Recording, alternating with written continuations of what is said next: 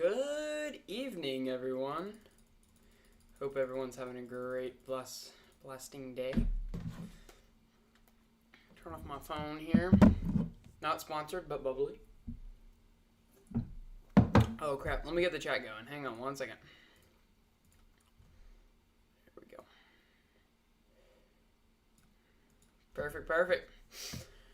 Hope everyone's day and evening is going well. I'm going to move this over to right here. Oh, never mind, I'm not. Am I? There we go. Okay. Yeah, we are.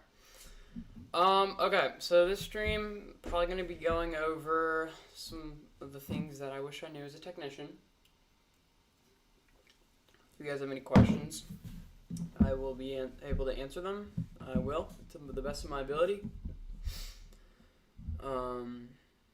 Thank you, Adam. Yes, Deet. Of course, you gotta have that shirt, you know? Let's see. I'm gonna drag this over to here, actually. I'm trying to set up my computer right now, so I can see y'all and OBS at the same time. Gotta make this, because I only have my computer right now.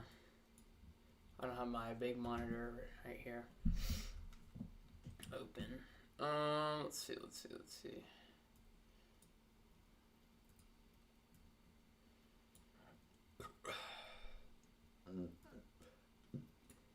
Yeah, so let me go over some things I wish I knew. So let me open this.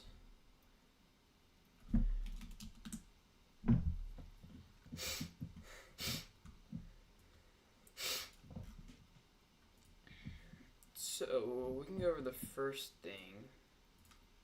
And that is, the one thing that I had when I was a technician was like, how the heck do you get onto a repeater? Because like I read the books and all, and I'd be like, how do you get on a repeater?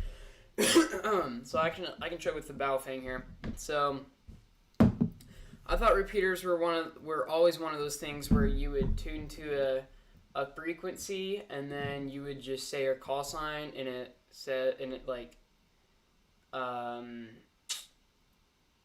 makes sure that your call sign is in regulation, that you're able to go in that frequency, and if it is a real call sign, and then it'll let you in, and you can do some CQ stuff. That's not what it is at all. I later found out that you can program it's not just a frequency. You have to program polarity. You have to do, offset, tone, all that good stuff. So I didn't know that at first. I had to change that. And then you don't always have to put your call sign in first. And then I didn't know that there was tails, that there was, that actually it's improper to call CQ on a repeater. You should never do that. It only should be simplex. So I really wish I knew that so I could get into repeaters faster. Also chirp, holy cow, that came in handy because I used to manually program on the Baofeng, and that was not fun at all. Actually, I'm on VHF. There we go. That was not fun at all. It took a while to do on the Baofeng, but then once I found chirp, I could program it from my computer into my Baofeng, which was really nice. My second thing is how to program chirp. So that wasn't too big of a problem since I used ChatGPT and it helped. It took some time because I had to learn what offset was, polarity, and all that good stuff. Chirp wasn't too bad. My third point, don't be scared to transmit. That was a really big thing. And actually today I met my first Morse code contact operator. We met up November 4 Tango uniform. And that was a blast. The thing that I was scared with was, with the Baofeng, at least, frequency modulation, was calling CQ. I eventually got comfortable with it. Made a mistake, though, of calling CQ on a repeater, and some guy got mad at me, actually. Not really mad, he was just called me out for it. And then my first Morse code contact experience. Yeah, Mike Fright it's very real. That's true, Adam. My Morse code experience when I first started to like call CQ, that was fine. That was fine to call CQ, but once I found someone on the air and I sent out my call sign to them, that was a scary moment because I was like, they could say anything to me and I wouldn't be able to translate. But I had my USDX with me, orange and blue knob, and so it had a little decoder on it. And luckily, N4TU was 599, and so my transceiver decoded it very well. I used 100% of that for the decoding, 0% of my brain, except for the 7.3s and DD, you know. So that was a good blast. It's a little scary, but people are really nice in the community, and you shouldn't be afraid. Definitely would transmit as fast as you can when you get comfortable. And then one thing that I've learned in my Morse code experience really, really fast was power is not the solution. I remember with my USDX, I used to get Florida a lot, New York. I would get all these states with just 5 watts QRP of Morse code, and I mean, going to 20-watt radio definitely helped and changed, but it isn't always the solution. It's always propagation. Now, 20 watts to 100 watts will be a change, considering of an amplifier and new radio, but it's not always the solution. I remember a story of when someone was there's a 40-meter net, and so there's this guy who in Florida who was transmitting QRP 10 watts for single sideband, and he actually it was 5 watts, he said, and he hit from the like South Florida up to New York, which is crazy, and he was 599 also. So propagation is everything, man. Propagation. What is the propagation today?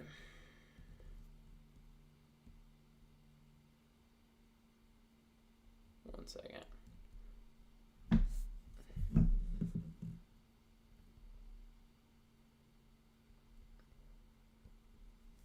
Forrest commented on a video.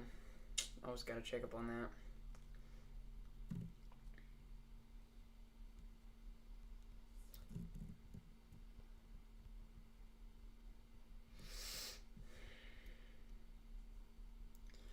Hope everyone's day is going well so far. Who's joined the chat or live stream?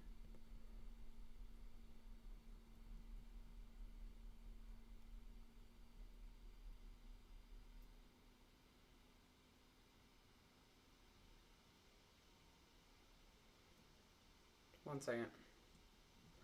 I'll look at that later. Well, not much to talk about now. Maybe back to the repeater stuff. Echolink is amazing, by the way. When I first discovered it, because on Wednesday nights I hit Echolink with a net down in South Carolina, which is really nice. I've talked on there a couple of times.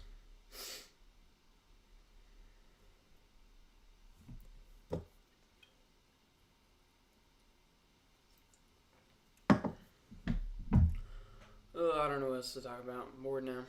I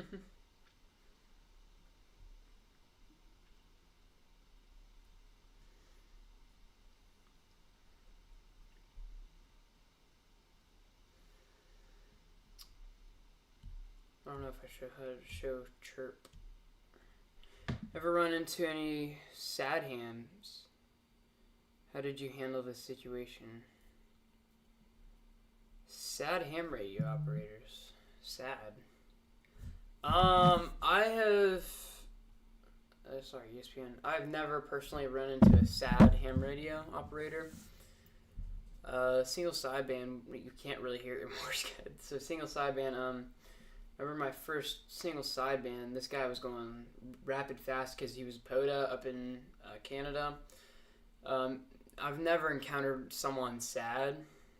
Just never heard like a sad voice before. What about you, Adam? Sounds like you have a story about something like that. Let's hear it.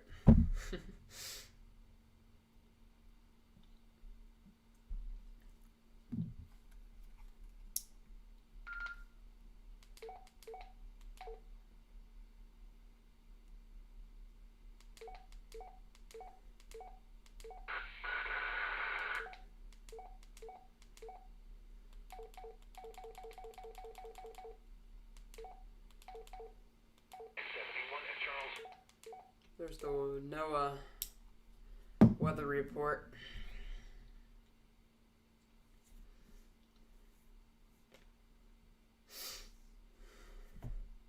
Can't tell if Adam's typing up a storm in here. It might be.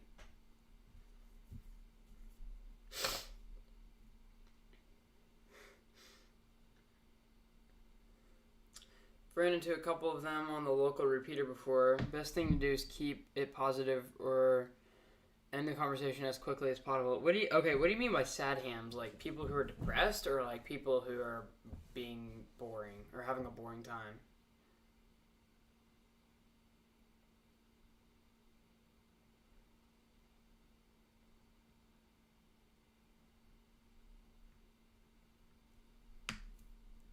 Cause that sounds strange.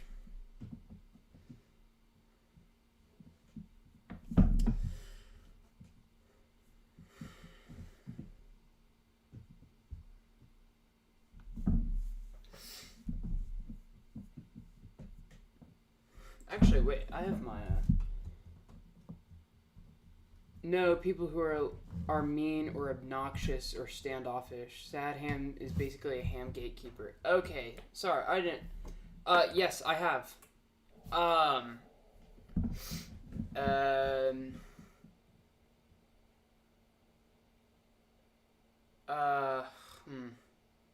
Yeah, there was that one guy I was talking about when I was calling CQ in a repeater.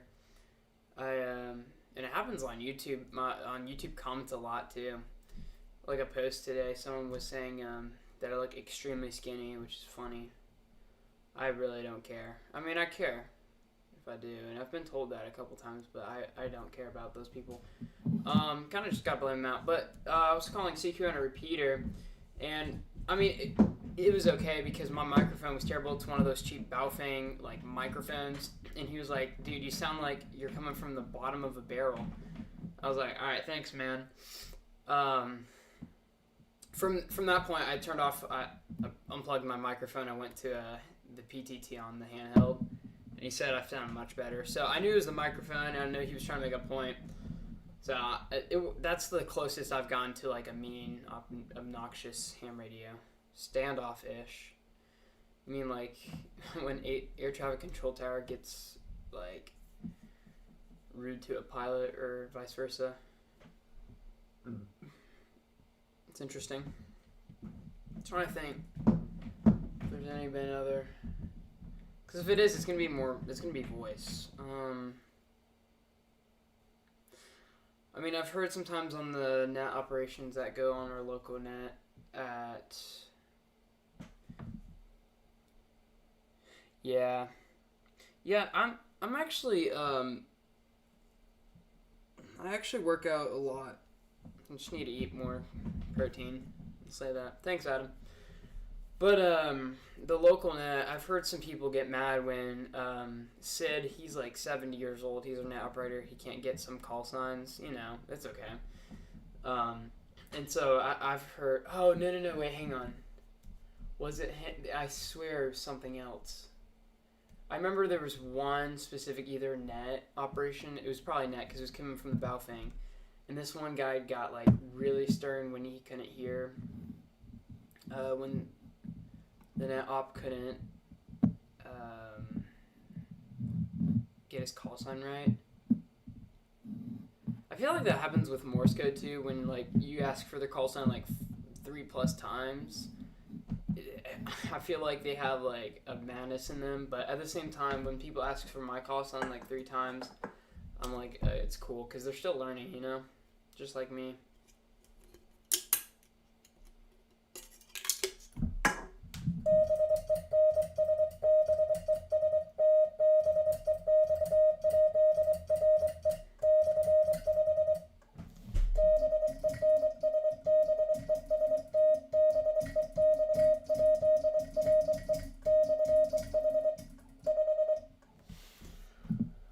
Oh, good old Morse code.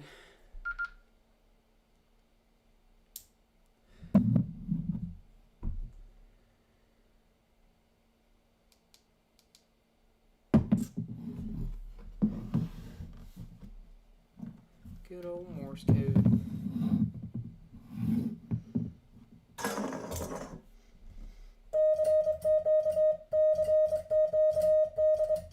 What is the furthest place I've been able to communicate with? Don't worry, I have a dummy load and I'm not actually transmitting. What's the furthest place you've been able to communicate with someone from?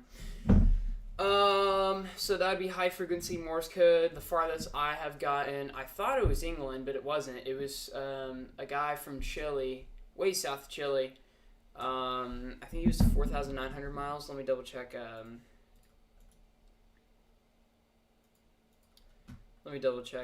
World Radio League really quick. I think it was 4,900 miles. Let's see. And actually, just for y'all, let me.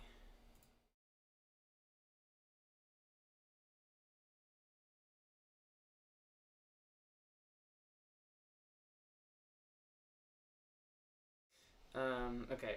The farthest I've gotten was 4,970 miles. It was X-Ray Quebec Tree Whiskey Delta. He was from Chile. My second farthest, is it England or Argentina? 3,900 was Argentina, 4,800 miles, and then England, which was 3,960. So, those are the farthest I have gotten. It's really nice. It's only Morse code too. My farthest with my... Actually, that's a good question. The farthest with frequency modulation, and with frequency modulation, I was down in Hilton Head, South Carolina, so it counted down there, because I hit someone down there. My farthest with frequency modulation is, let's see, that's 18 miles, 17, okay, so my farthest with frequency modulation is 18.7 miles. And then for single sideband, sorry, I keep closing it because I keep forgetting. Single sideband, let's see. I only have 7 single sideband contacts. I don't do much. 1,200. Yeah, 1,200 is miles. Victor Echo 1, Mike Delta Foxtrot. Wiz Nation, welcome to the stream. Hope your day's going well. I need help with my test. Do you... Oh, you need help with your ham radio test? Oh my gosh. See, I was going to make a series on a course for ham radio. Should we start that today? And just go over... I think that would be a great idea, actually. Because I need to review some. What test is it? General or technician? You have 2 of the same radio. I have the G90 USDX. Do you know if people from other countries have to translate their language to English and then Morse to learn? Yeah, so good question, Butter. So for ham radio, you have to know the English language. I've heard people talk in Spanish before, but maybe that's like inside country, something that's going on. Maybe that's more lawful stuff. But technician, okay, I'll get to that, Wiz. But you have to know English. And then the international, the UV5R, yeah, this is such a great radio. Then the Morse code aspect, you can actually, there's different Morse code, not aspects, languages. I've heard Indonesian Morse code, I've heard South American Morse code before, but I know the international Morse code language, and I think most operators know that. Hey Noah, welcome to the stream. Alright. I have not done this in a good bit, so it's probably a good review for me too. I better get some of these right though. I kind of memorized for the test, you know. I feel like most people do. But what I'm gonna do,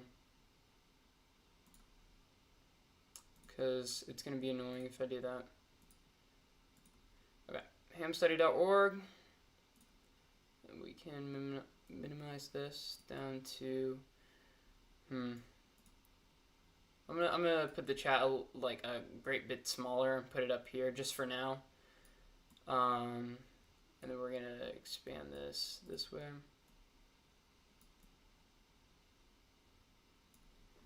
I'm going to be kind of like out of frame here. Ugh, crap, this is a mess. I don't know. Yeah, there we go. That's okay. Cool. Just tell me if you can see the hammerstudy.org well. Can you guys just tell me if you can?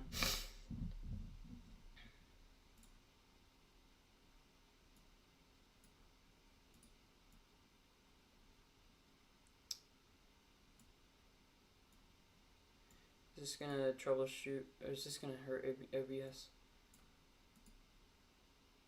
Oh yeah, it does. Okay, hang on. Let's do this. That should be fine.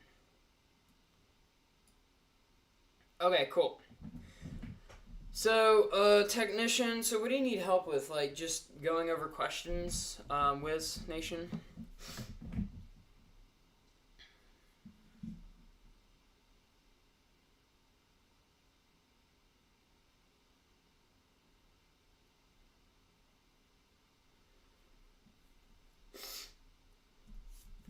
And also, there's like a 30-second delay from stream to real life, so your chat messages are going to come in like 30 seconds. So, sorry about that. Maybe I'll see if I can fix that. Yes, okay. Well, let's just go over. Let's do study mode, and then oh, hang on. Oh, crap.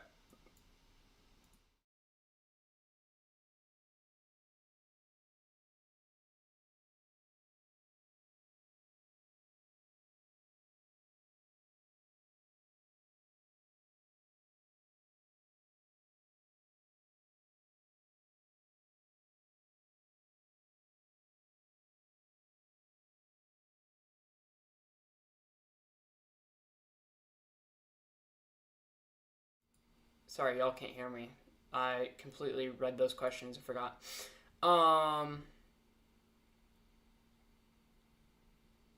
Yeah, sorry. Yeah, I blocked it out because I was actually showing my email. Sorry. And my microphone was gone. Sorry. You need to take your test in 3 weeks. Okay, that's not bad. Oh, what score did I get on mine? So technician, I think I almost got 100. I think I missed 2, and then general, I missed 4 or 5, I believe.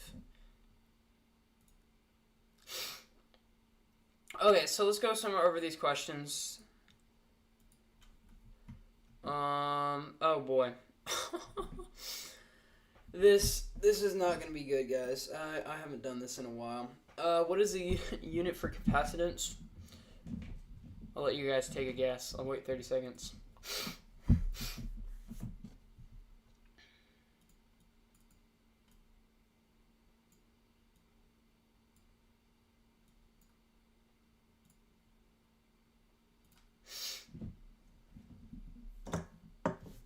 For me, I made 100 tech, missed 1 general. I got 100 on extra, like a boss.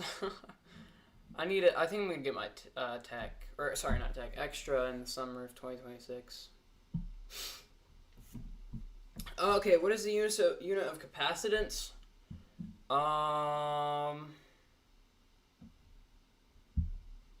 Volt. I think it's not volt. It's fraud. Okay. I thought it was volt.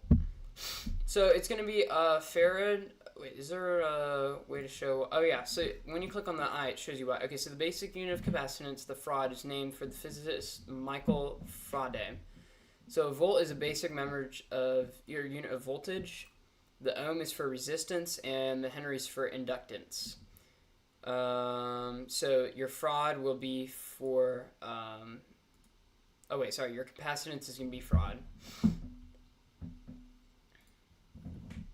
What factors affect the radio frequency exposure of people near an amateur station antenna? A, distance from the antenna to a person, frequency and power level of the radio frequency field, radiation pattern of the antenna, and all these choices are correct. I believe it's all of these choices are correct. I know it's distance from the antenna to the person. That's right, because why wouldn't it be? It's not an infinite distance. And the frequency and the power level of the radio frequency field. If you have a higher level of power, that's why you can't be too close to an antenna when transmitting 1 kilowatt. And then different radiation patterns of the antenna can vary. Yeah. So, yeah, you guys can read that if you need to. What's going on in Discord?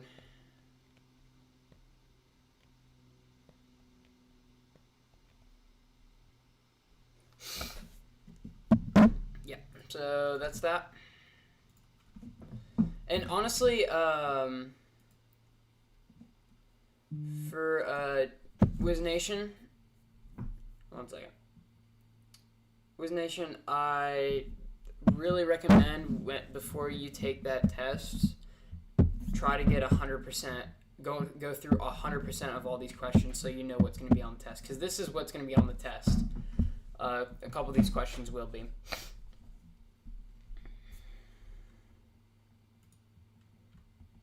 Ham radio trivia night? Yeah, I think that would be best for all of us, and especially me.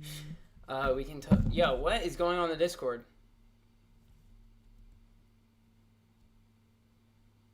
Okay, whatever. I'll respond to those later. The Youth Network, RHR website editor. I'll look at that. That'd be cool. But yeah, definitely go through all these questions. 3 weeks is enough. I went through them in 1 week, so. Who's a... No, you're fine. I'm joking. Who is accountable if a repeater inadvertently retransmits communications that violate FCC rules? The control operator of the repeater, the owner of the repeater, the control operator of the originating station, both the originating station and the repeater owner. You might have to say boiler. What? BEULER, boiler at times. Yeah, if we have a trivia night, I'm gonna have to study before that because this guy just knows how to transmit Morse code and doesn't know the whole aspect of it. What got you into radio communications? KI7QCF for Forrest on YouTube. I saw some of his videos. Really thought it was cool, so I looked into getting a test done, and I did it. And then I got some radios and started to transmit on air. I thought it was sick. Mainly the Morse code aspect of it, though. Okay, I think it's...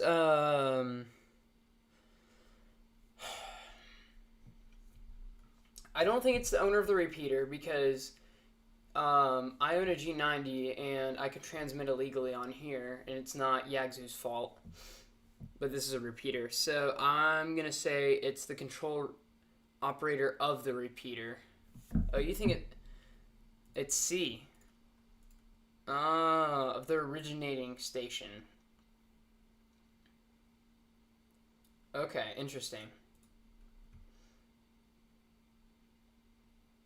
Oh, repeaters run on automatic controls and thus do not have control operate. Oh, what am I thinking? Okay, yeah. So it's gonna be the originating station. Sorry about that. Yeah, the 30-second delay of the stream is a little bit much. I'm sorry about that, guys. Oh. What is the approximate bandwidth of a typical single sideband voice signal? I think this one is 3 kilohertz, if I remember. No, we smart. I think it's 3 kilohertz. I don't do much single sideband, but I think it is 3 kilohertz. Let's see. Yes, I knew it. It was 3 kilohertz. And you can tell that a lot once you do single sideband. You can tell. You'll see.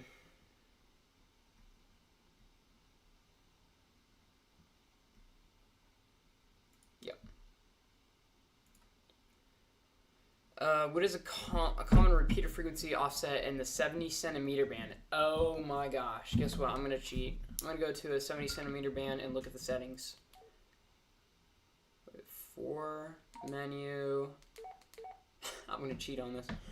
Repeater frequency offset. Okay, let's go to offset. But it's common, so it might not be this. I'm not looking at chat. Oh, great. The offset is 0, 0, 0, 0.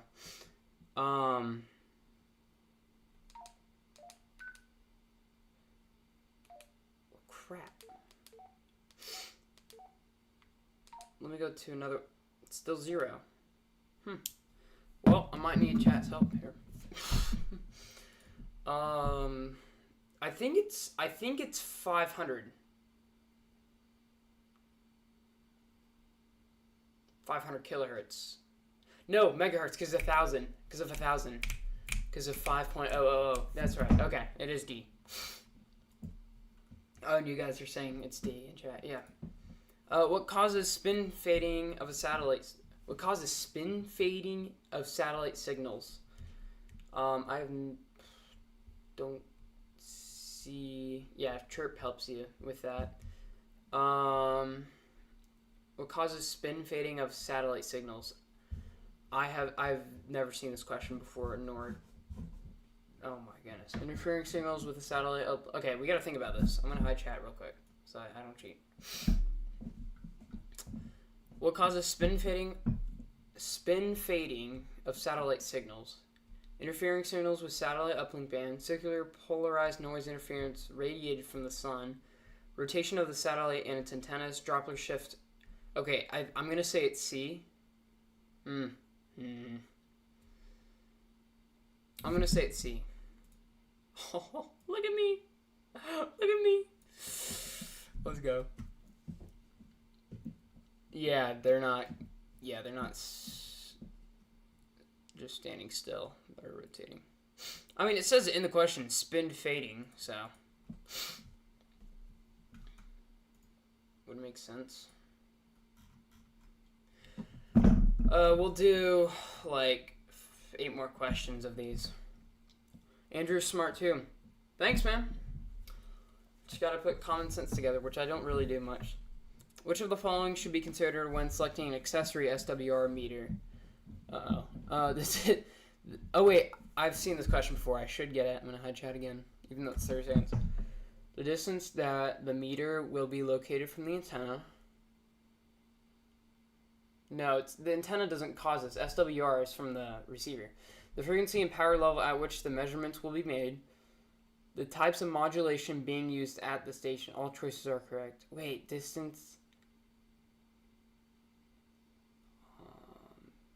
It doesn't matter. Wait, no, it does matter with the antenna because standing wave ratio after putting it out to the antenna comes back. I think it might be all of these. Crap. Yeah, I think it's all these choices are correct. Noah's saying B. I thought it was going to be D. Let's try B. It is B. Dang. Okay, hang on.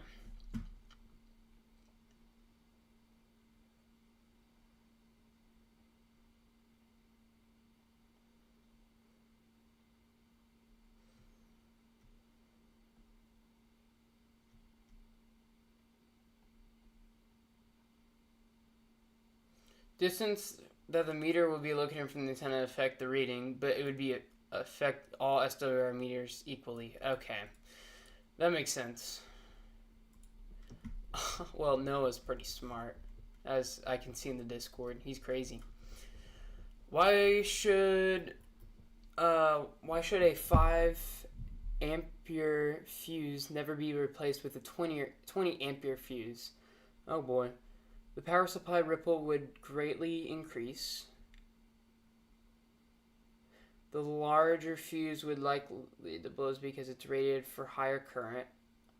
That's not true because, well, I'm thinking about capacitors.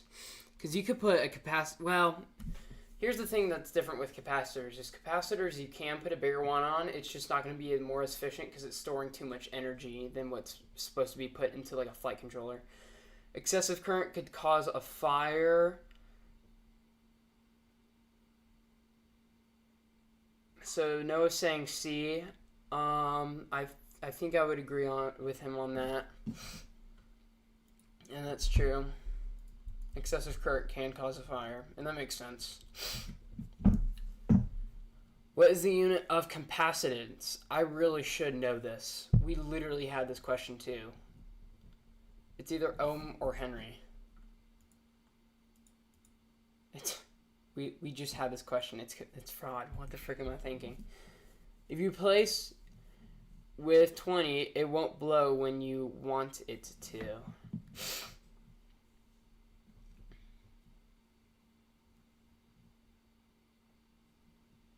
Okay, sorry, I got that capacitance question wrong. How can you determine the length of time that equipment can be powered from a battery? This I do not know, but we're gonna try because I love math. Hi, chat again. How can you determine the length of time that equipment can be powered from a battery? So how long can my Genie Handy last with a full charge of 6 amps with 12 volts? Is it while transmitting? Let's divide the battery ampere hour rating by the average current draw of the equipment. I think that makes sense. Multiply the watts per hour consumed by the equipment by the battery power rating. Multiply the watts per hour consumed. That wouldn't make sense. Multiply the square of the current rating of the battery by the input resistance of the equipment. Multiply the square of the current rating. I don't think that would make sense either. I'm set on A right now. Divide the watt-hour rating of the battery by the peak power consumption of the equipment. Yeah, but peak power. Okay. I think it's A. Yes! Oh my gosh! I'm just too smart. Let's go. And here's the formulas. Yeah, that makes sense. What is a function of single sideband? We'll do 2 more. And then I'm probably going to head off stream because my parents are out of town and I got to go feed my sisters. I got to give them food. Thanks, Adam. What is the function of the single sideband CW frequency modulation? Actually, hang on, Noah. Once we're done with these 2 questions, I want to chat with you for a bit because we had that discussion about amplitude modulation, single sideband, and frequency modulation, and some of it still made sense. Some of them I still had questions. So if you have time, I would like to ask more about that. It was on that one video that I made. So Noah already said D. I can't even read this because I'm dyslexic. What is a function of the single sideband Morse code frequency modulation switch on a VH power amplifier? What is the function?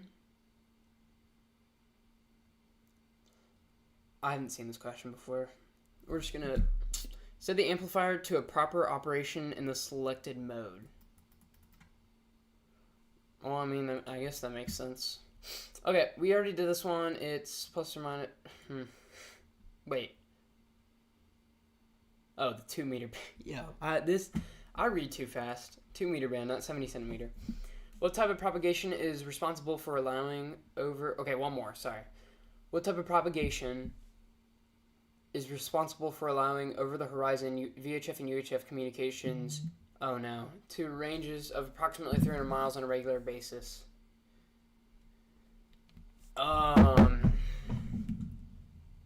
Okay, we're gonna. Yeah, I know, Noah. I know. Error. I'm gonna say it's either A or C.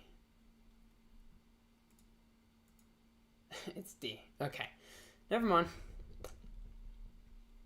And Noah said D. Man, I'm just the dumb one in here. I'm gonna be honest. If I kind of memorized these questions for the technician, not as much with the general. General, I got more sense, but technician, I kind of memorized them. And then just forgot about them. I feel like a lot of people do that. So, sorry about that. Oh, whoops. Wait, which one? There we go. Yeah, so we just don't talk about that. You know? Welcome to the stream, everyone. We have 9 current viewers. Hope everyone's day is going well. Isotope propagation. Alright, so now I wanted to talk to you. Let me pull it up on Discord real quick. Let's see what we're talking about.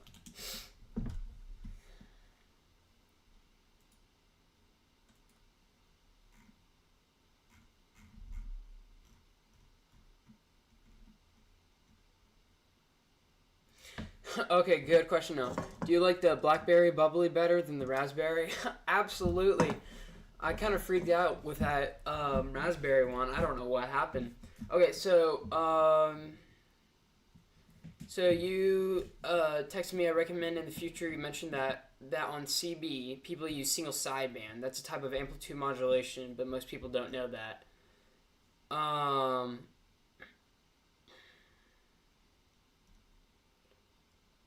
And then you said so amplitude modulation. Okay, I need like a big diagram because I'm like really confused on like what is what. Because like there's single sideband, amplitude modulation, frequency modulation.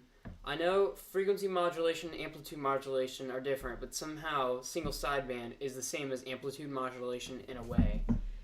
And Noah said so amplitude modulation is both sidebands, and the carrier is DSB, which is what, down sideband or directional. I don't know. DSB is both sidebands. Carrier is suppressed. Upper sideband is the only, or double sideband is both sidebands. Carrier suppressed. Upper sideband is only the upper sideband. Okay, so that's the one thing I've been getting confused is with sidebands. Is a sideband like 3 waves in one, and with single sideband, it's either the lower or upper of the sideband, and and you also say carrier is suppressed. I'm not sure by what carrier is. I know this was all in the technician test, but it just never made sense to me. I need to write a diagram out for this.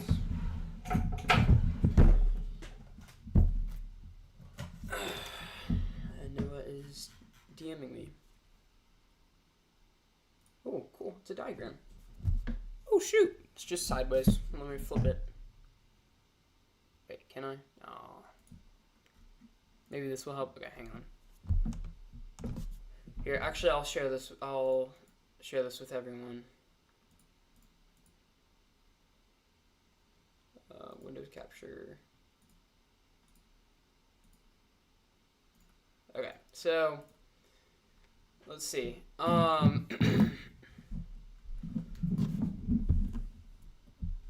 So lower sideband, carrier, upper sideband, bandwidth unknown state. Okay, so this is like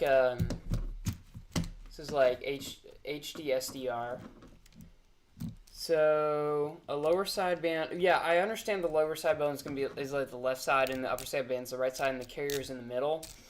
But is the carrier the main signal that comes in, and that's where you hear the voice? Because I'm really confused. And then upper sideband is upper and lower sideband helps carry it or in some way.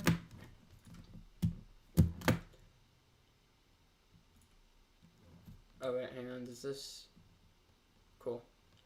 Because that's the part I'm confused about.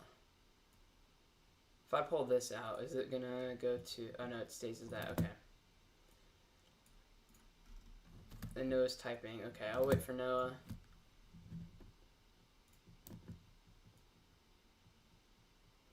Because that's the part I'm really confused about. This is getting deep into stuff like that. Butter taters.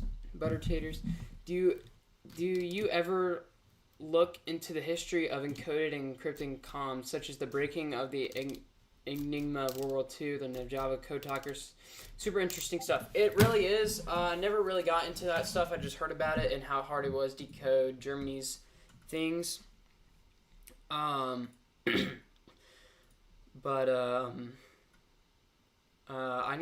want to learn more about this stuff. Okay, so Noah says the carrier sort of tells the receiver when it is getting a signal, and the sidebands have the voice data. Okay, so Adam, oh yeah, I saw a movie on the Enigma encoder thing. I might have to watch that. So so the carrier, okay, interesting. So the carrier doesn't do much. That's why single sideband is more popular than amplitude modulation. Okay, so amplitude modulation is, let's go back to your message. Amplitude modulation is both sidebands and the carrier. So amplitude modulation has the chart we. So amplitude modulation has lower and upper sideband and the carrier, so all three in one. And then you say DSB, is that double sideband is where both sidebands and the carrier suppressed. What does that mean, carrier suppressed? The carrier's basically just being like holding down okay, I get that. So like holding down da on a CW key.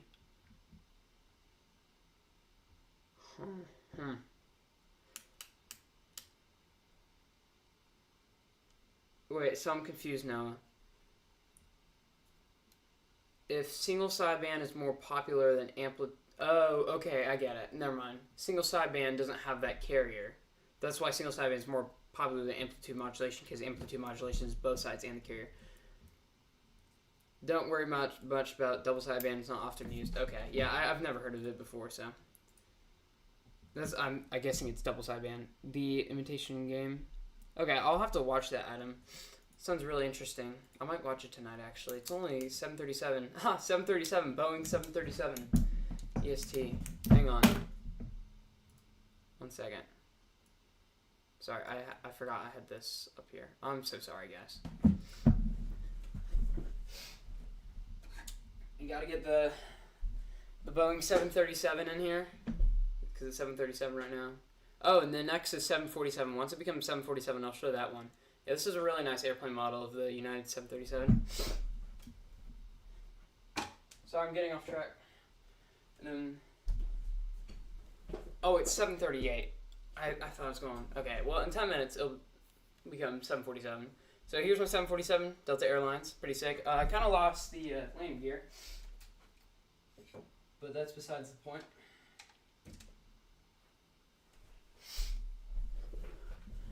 I know. Airplanes are sweet. Sorry, I just had to show that. Planes. Yeah, I got a couple of airplanes too. Unfortunately, one side of the propeller broke off. Oh, there it is. I got the F4U Corsair. My dad's favorite airplane, actually. Cessna 172. I built that by glue. B-17 Flying Fortress. My great-grandfather flew that and was shot down in it, but he parachuted out and was crap, what is it called? When you're a war prisoner. There's a term, and I forgot it. COP? No. POW. He was POW for 2 years. Okay. Noah just shared another picture with us, so let's open that in a browser. I'm going to close the other one. 1 second, and we'll look at it. So we got this one. Is your props a ham radio operator? Wait, what? Is your pops? Oh no, my dad is not at all. My mom's side grandpa. So my other great grandfather used to be a ham radio operator. So okay, hang on. Let's look at this image real quick. So full amplitude modulation, single sideband modulation, upper sideband, and lower sideband. Okay, so I see that with the carriers in the middle. So what theater did he serve in? I can't remember. I would have to go back through the books. My dad found it. So no, my question is now, you said the carrier signal is like what, it's like a tone in CW. It tells the transceiver, hey, I'm receiving a signal. So if upper sideband and lower sideband don't have a carrier signal, then what tells the radio that you're receiving the signal? I'm a little confused now. What theater did he serve in? Well, I know he served in Vietnam in World War II. I think the B-17 was Vietnam, or maybe, yeah, I think B-17 was Vietnam. I can't remember now. I'd have to look back. I'm sorry about that. But yeah, so Noah, how how does that work?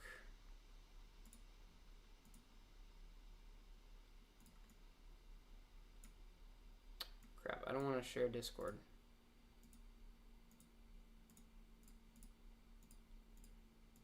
There we go. Nothing really. That's why you hear static in between transmissions on single sideband. If you don't use squelch.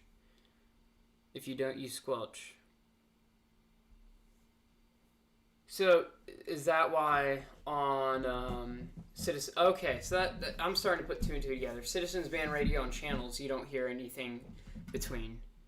ChatGPT to the rescue. Yeah, well, sometimes they get it wrong, but I've had ChatGPT come at times wrong. So that makes more sense now. Thank you so much for that.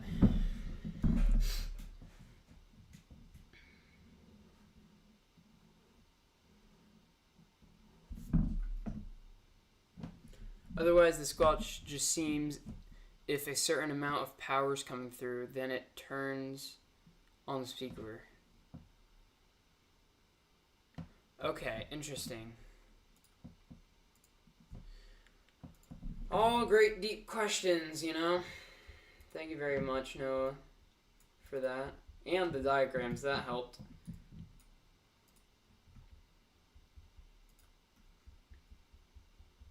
You know, Adam, just for you. Alright,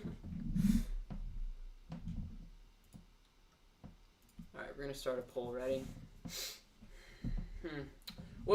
What's a good question you guys want for a poll? Actually, no, hang on, I got this.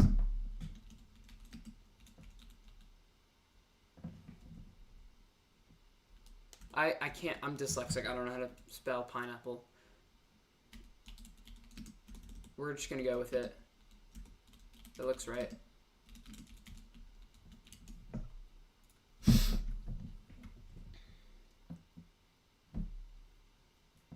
Yeah, I got my smiley face pinned. No! We already got one vote for no.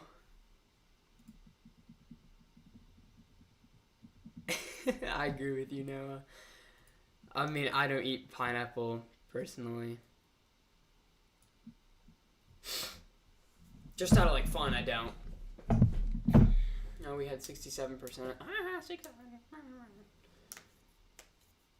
4 votes in. Yes, 25%. Okay, so who voted yes? You're about to get banned from the stream. I'm just kidding. 3 of you said no. It's good, man.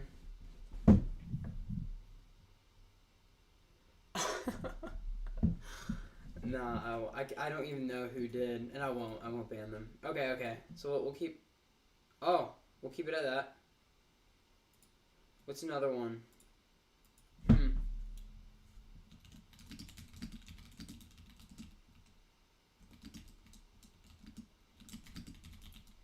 This is a big controversial one. Wait, oh crap. Okay, hang on. Whoopsies, I put yes or no. The best pizza falls pepperoni, mushrooms, jalapenos, cheese, and marinara. Ugh, I'm sorry. Yes, more towards... I'm sorry, hang on. Let me change that.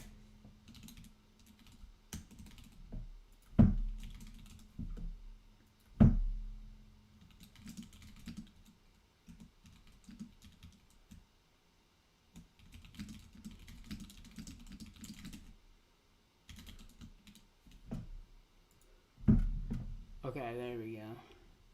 Straight to the mines for the yes. See, I used to believe doors, but now I've been like propaganda, I guess, has changed my mind. And so I think there is more wheels in this world than doors. So 1 of y'all said doors, and 3 of y'all said wheels. Okay. What's another good one we could think of? Ooh. Actually, this one might not be too hard since I think I know the answer.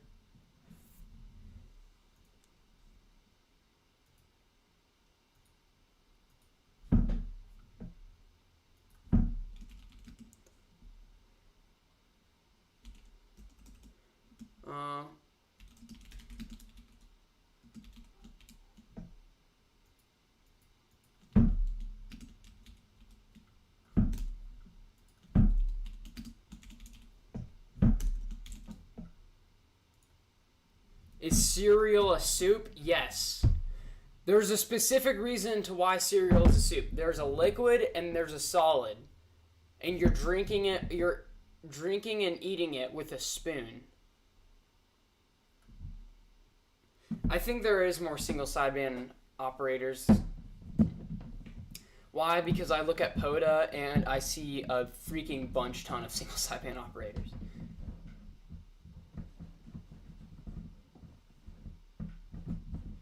Yeah, is cereal soup? Yes, absolutely. Cereal is a soup.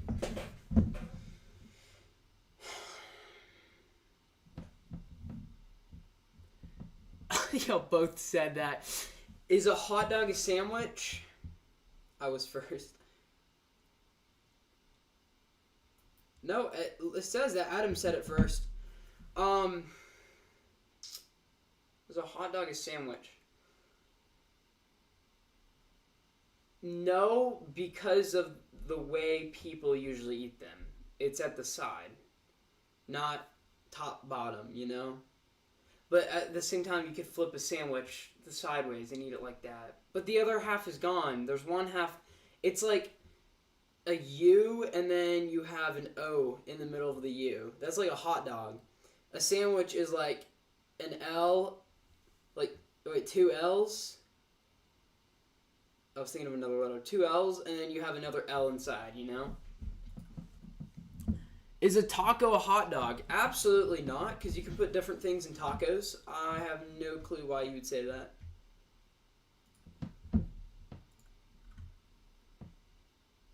Baofeng or Quansheng? Baofeng all the way.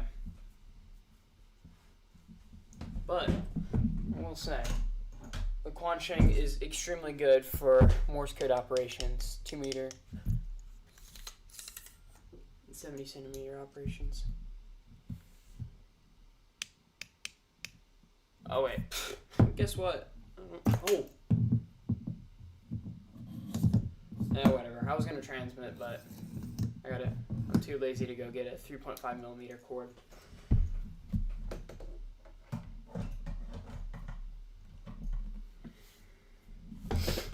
Good evening, Kilo Foxtrot 8 Echo Yankee Echo. How are you doing? Oh wait, I forgot your name. I helped you into ham radio a little bit with Chirp. I forget. Golly, I can't forget that. Okay, what's another? Let me think of a good question. Yeah, I saw that. I tried it and I loved it. So I remember it really is ugly. So I removed it and it feels much better.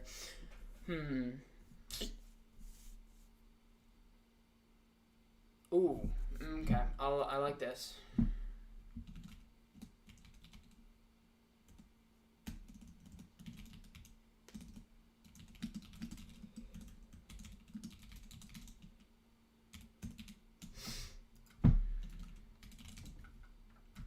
If I can spell it right. Uh-oh, that doesn't look right. Okay, there we go. Oh, that's right, Caleb. I'm sorry. Thanks, Noah. Deep. Here.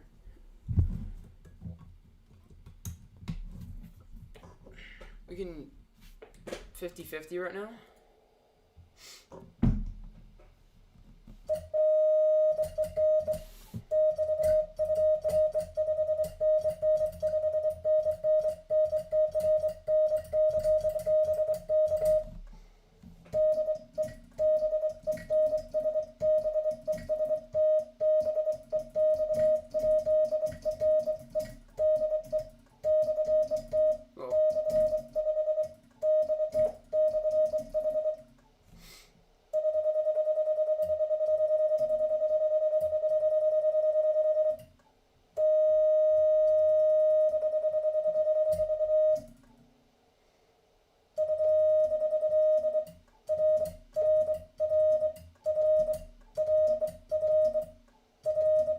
Nuh-uh.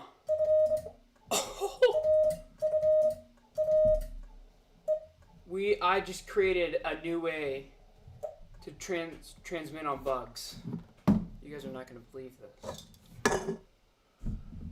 Oh. There's no other way, so I have to pull this cord over here. Okay. So you know how to go. Why don't you put two bugs side by side?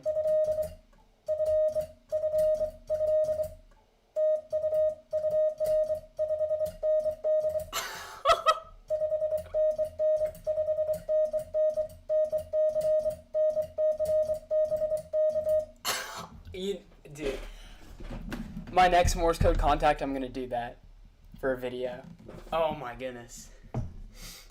Planning on getting any new ham gear for Christmas, Andrew? So I've saved up a good bit of money. Nothing too big. Can you do my call sign on the bug? Absolutely, I will. Just give me 1 second. I'm thinking of doing an antenna review. Either you hate Yazoo. Dang, that hurts me. I mean, Yazoo to make some great radios, just kind of expensive. I'm either gonna do an antenna review on the Ham Radio Duo, Just Okay antenna, or not controversial. Yazoo is better for the cost. Or I'm gonna do the Amazon review that has good reviews of SWR and bad SWR reviews. I'm trying to say SVR reviews on Amazon. If you guys don't know what I mean, let me do this for y'all. Let me look it up. And y'all are probably gonna go nuts and say no, but I want to at least try because it's cheap.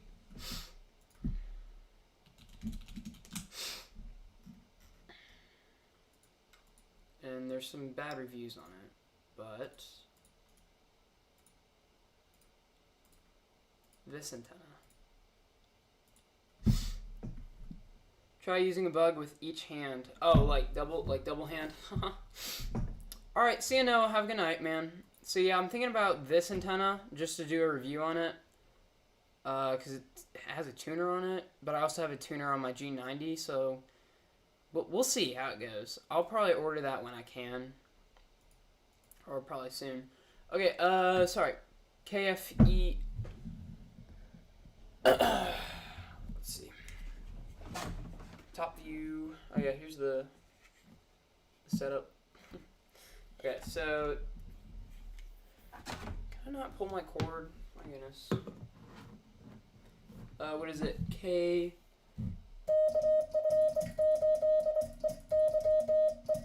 That's your call sign on the bug. Kilo Foxtrot 8 Echo Yankee Echo.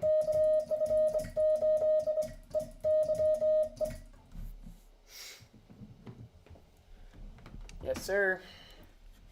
Get that bug action. But yeah, I gotta do that. I'm gonna try that technique for a video, which would be funny, because I did the other technique for that video. All right. I'm gonna end the stream at 8 p.m. the following hour and 5 minutes, whatever time it is for y'all. Don't come in. I'm live streaming right now. What do you need? Nothing. I was just Yeah.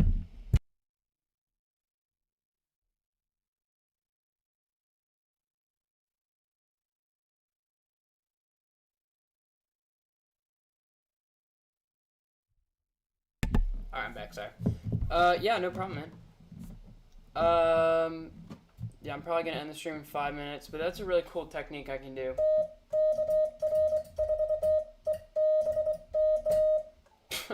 Because I remember doing the two wires together.